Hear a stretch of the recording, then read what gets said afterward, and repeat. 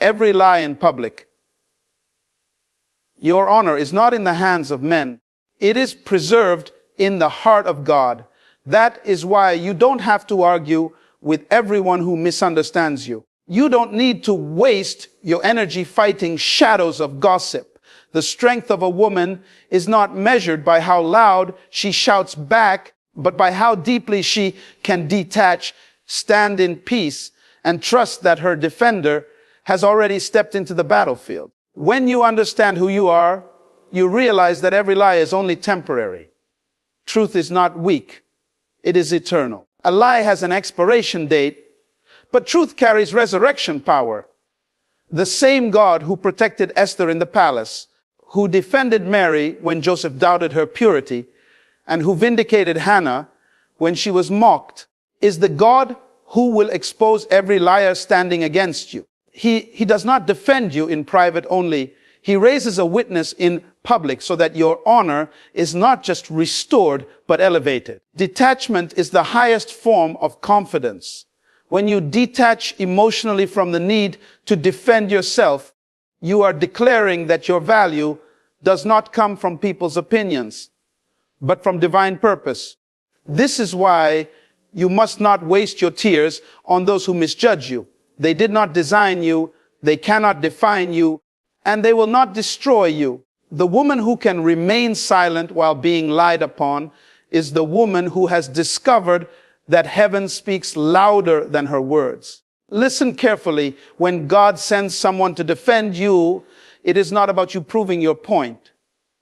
It is about God proving his purpose. When he exposes the liar, it is not revenge, it is revelation. He reveals the weakness of falsehood so the strength of truth may stand as a testimony to his faithfulness.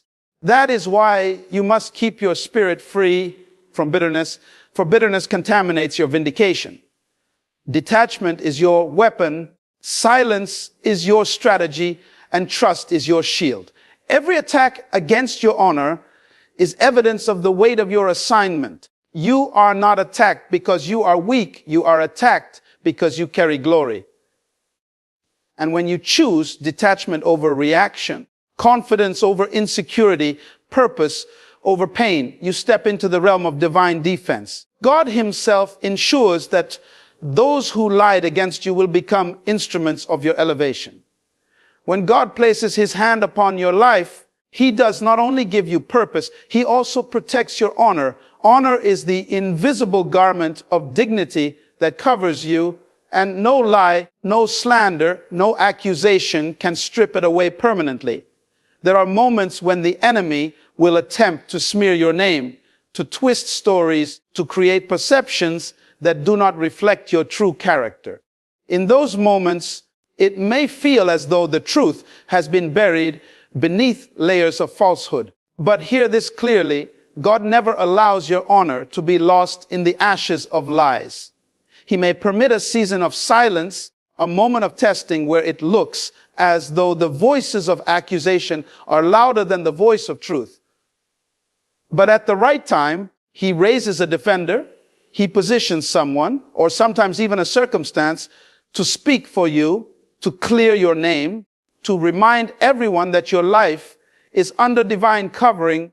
The beauty of God's protection is that he does not need your striving to secure it. He does not require you to fight with words to prove your worth or to explain yourself to everyone who doubts you. Your honor is preserved in heaven's records. When the time comes, heaven reveals what earth tried to conceal. God knows that honor is essential to your assignment because without honor, influence is weakened. That is why he defends you, not just to comfort you, to preserve your credibility for the future he has prepared. Even when people attempt to shame you in private, God has a way of restoring you in public. The preservation of your honor is not about protecting your feelings. It is about protecting your destiny, and God never allows destiny to be silenced by deception. Lies are like smoke. They rise quickly. They cloud the air. They confuse those who look on, but they cannot last. Truth, on the other hand, is like fire. It may burn quietly and unseen at first, but eventually it consumes the smoke and reveals what is real. When false accusations are spoken against you, it may seem as if the lie has won. People may believe it, voices may echo it, and even your own heart may feel the sting of betrayal. Yet truth does not panic. Truth does not rush. Truth is patient because it knows it cannot be erased. God himself is truth. And when you are aligned with him, you do not need to fear the temporary power of deception. The danger of lies is that they are loud in the moment, but their very noise reveals their weakness. They require constant fuel, constant repetition, constant effort to keep them alive. But truth is eternal. It does not need to be defended endlessly because it carries within itself the power of revelation. The appointed time, truth rises. It rises in such a way that no one can deny it. And when it does, the lie collapses under its own weight. This is why God always ensures that truth has a voice. Sometimes it comes through a person who defends you, sometimes through circumstances that cannot be denied, and sometimes through divine timing that exposes what was hidden in the dark. When you understand this principle, you stop chasing every rumor, you stop trying to argue with every accusation, and you rest in the knowledge that truth is working on your behalf. Lies may shout for a season, but truth has the final word, and its word is eternal. There are times in life when you will face accusations, rejection, or betrayal so heavy that your own voice feels too weak to respond. In those moments, God proves that you are not alone by sending someone to stand in your defense. He raises individuals, sometimes unexpected and unlikely, who will speak what you cannot speak, who will stand where you cannot stand, and who will fight battles that were never yours to fight. Defenders are not sent to inflate your pride or to satisfy your desire for vindication. They are sent because your destiny must be preserved. Tarnished reputation can limit your influence, and so God will not allow your name to be buried under falsehood. He places people in position to protect not just your image, but your assignment. When God positions a defender, it is a divine appointment.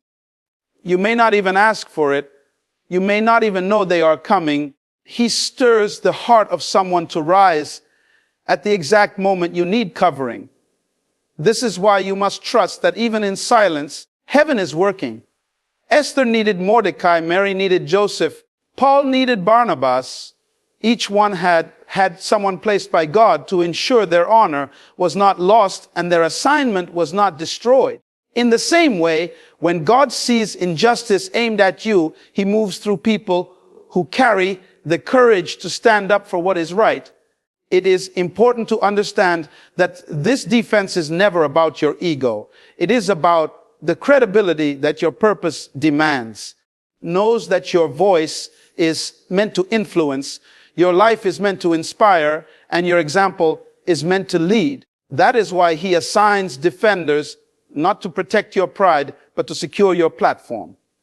When God exposes a liar, it is never simply to satisfy your desire for justice. His purpose is always greater. Lies are designed to destroy credibility, to poison perception, and to suffocate destiny. If they remain hidden, they have the power to spread and weaken influence. But God, in his wisdom, allows deception only for a season.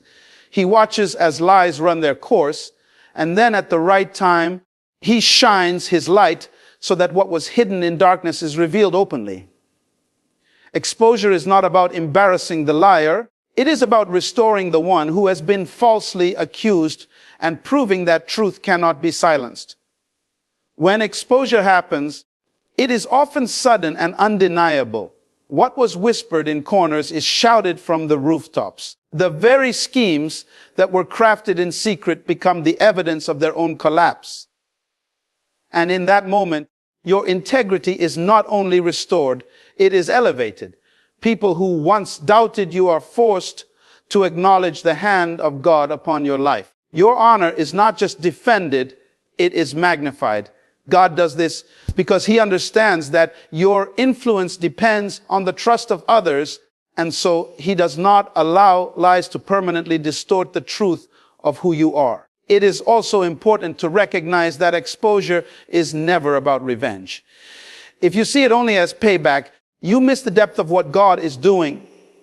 Exposure is about cleansing, about removing contamination from your path, about ensuring that the foundations of your purpose are secure.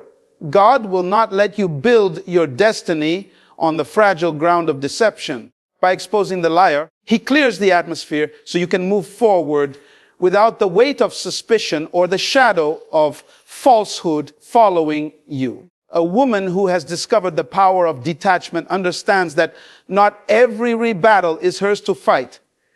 When lies and accusations come, her greatest strength is not found in her ability to argue back, but in her decision to rise above the noise. Detachment does not mean indifference. It means refusing to allow negativity to control your spirit. It is the inner confidence that says, I know who I am, and I do not need to waste my energy proving it to anyone.